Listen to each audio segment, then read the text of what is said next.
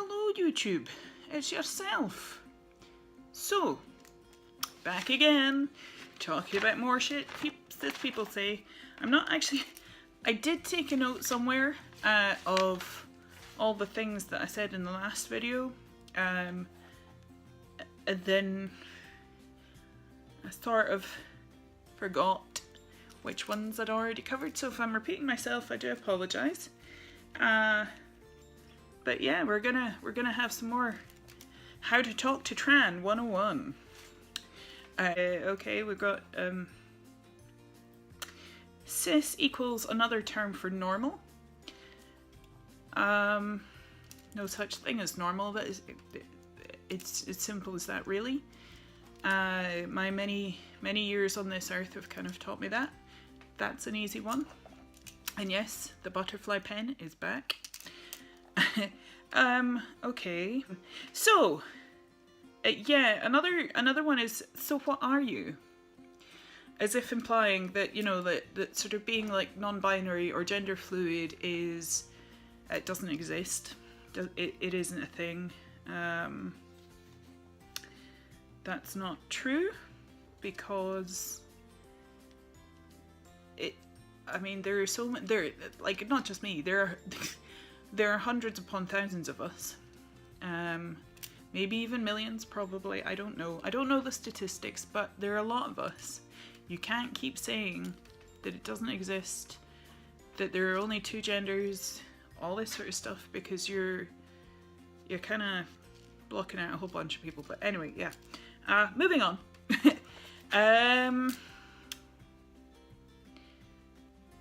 This is okay. This is another one. Misgendering folks you don't like. It's never okay to deliberately misgender anyone, whether you like them or not. It doesn't make it okay. Just please don't do it. It's hurtful and nasty and unnecessary. If you're gonna try and bring someone down that you, which I don't approve of anyway, but if you have to do it, use something else. Use something a bit more. Use your intelligence. You're intelligent people. Some of you. I just if you want a girlfriend, it's easier to stay male. How about it's just easier to be you? Be what you feel. If you feel male, go for it. If you feel female, you go for that. You know, or if you feel non-binary, please be that. Like, you know, be you. I can't really fully explain why sort of that. I mean, I kind of got caught in that loop, but it was more, you know, if you want a girlfriend, it's easier to stay as a lesbian, it's easier to whatever. And I didn't do anything for a long time because, well, she's probably not going to see this, so I had an ex who, when I suggested the idea of transitioning to possibly being male at that point to her, she kind of, well, I'm a lesbian, I don't go with guys, and I sort of went, but you know, you're with me. Like, I get very confused by people who judge people by their gender, by their anything. If you love someone, you love someone. To me, this is to me. And it just baffles me that, you know, that there are, like, other people don't operate that way. But I'm aware, I've grown, like, and I've sort of gotten used to the fact that I'm actually the unusual one, I think, in a lot of respects in that way. So, yeah. I'm not sure if I'm... do you know what? Actually, it's okay. I'm a bit stressed about sort of whether or not this is okay, but this is not a friend of mine, so yeah. But if this offends anyone in my friend circle, I'm sorry. I will deal with that. But basically, the other day I was at a party, and yes, there were drunk people. But I came across this guy who not only did he very kind of openly talk about my gender identity when I hadn't actually met him. Like I'd literally just gotten in the door kind of thing.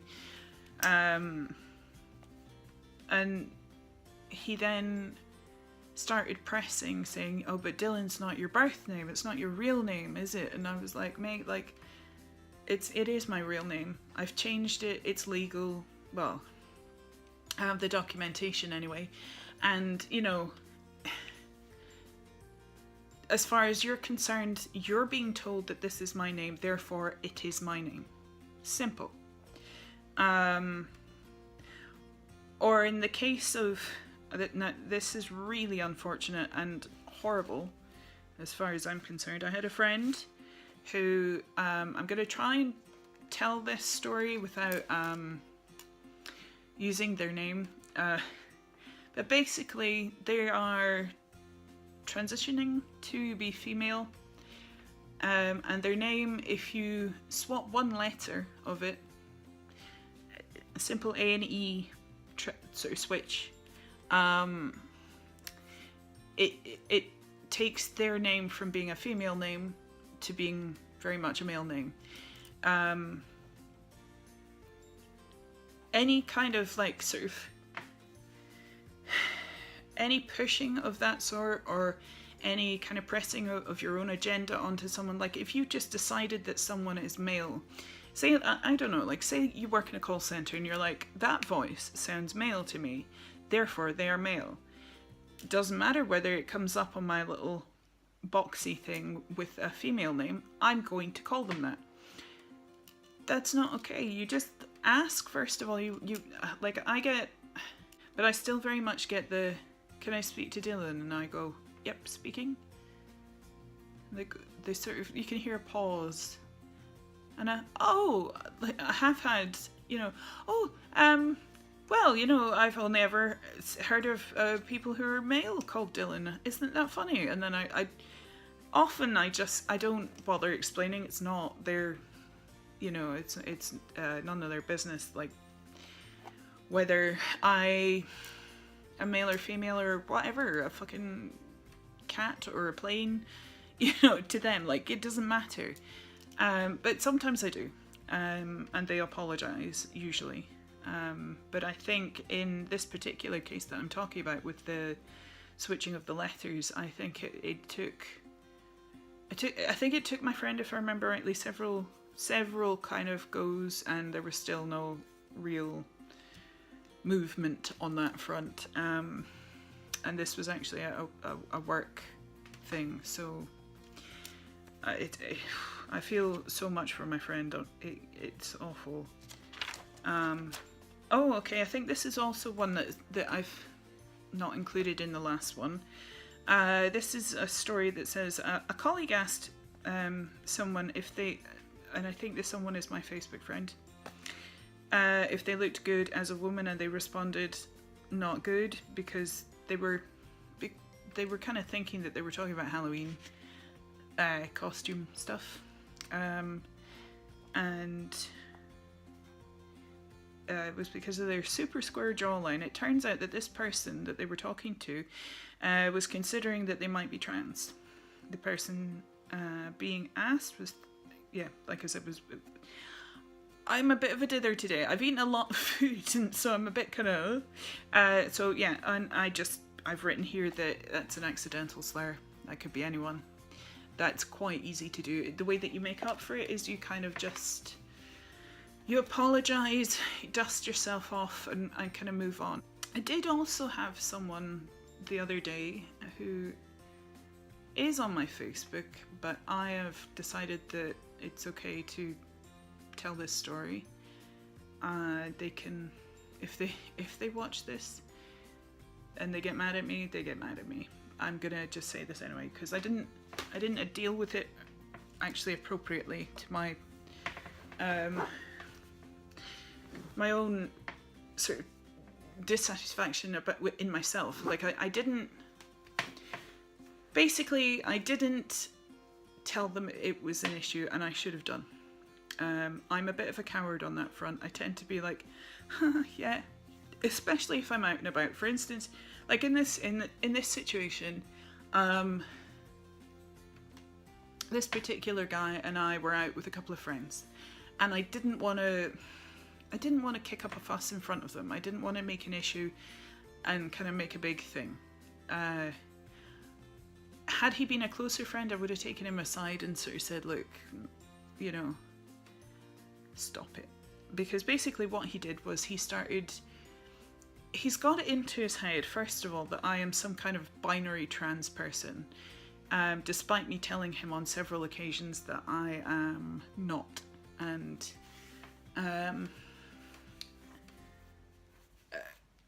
there were several things over the course of the night that led me to kind of be a bit tense anyway. Like, he kind of was like, so what are you, like, in terms of my sexuality? Are you, you know what? And I said, I guess the best way to describe me is pan, because I am non-binary, tend to prefer women, but, you know, like, actually don't really kind of judge people based on what's down there, more what's up here sort of thing. But then he started, we were kind of, what were we doing? We were outside doing something, and he just kind of started voicing really loudly about how I would like a penis. And I got really uncomfortable. Now, if you're cisgendered, but you don't necessarily understand why this is an issue, I'm going to put it to you this way. If someone started shouting about your genitalia in the middle of, I don't know, like a supermarket, you wouldn't like it, would you?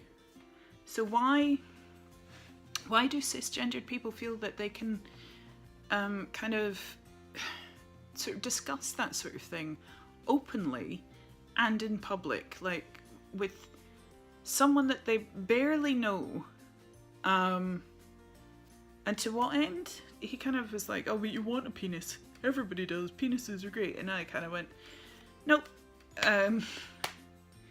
But yeah, as I said, I just kind of let it go, which I shouldn't have done. So I'm kind of using this as some kind of therapy type thing. And if he has an issue, then I'll deal with it separately. But yeah. I don't mind if you're a close friend of mine and you say, you know, quietly, are you thinking of getting that? Like, I mean, it's often, like, I don't know if it's often, like, normal conversation with trans people together, but, like, my trans friends and me have sometimes had the discussion about the surgeries. And, you know, we kind of discuss them with respect and understanding, like, and that's okay, but it's when it's cisgender people that are kind of shouting these things, that's my issue. Yeah, so that's shit, cis people say.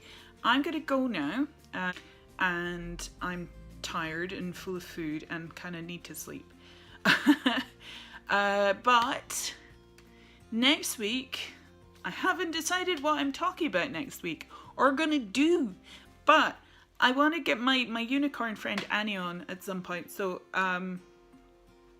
if you like her and you know me and you know us both, whatever, yeah, give this video a like and share and subscribe and all that. Hit the buttons, all the buttons, and we'll get her on. We've been talking about it for ages because she's a witch. Oh, scary. And we kind of want to discuss various things and just chat, and I think she wants to sort of discuss some Wicca stuff, pagan things, and yeah, and she's awesome. So, alright, bye bye YouTube!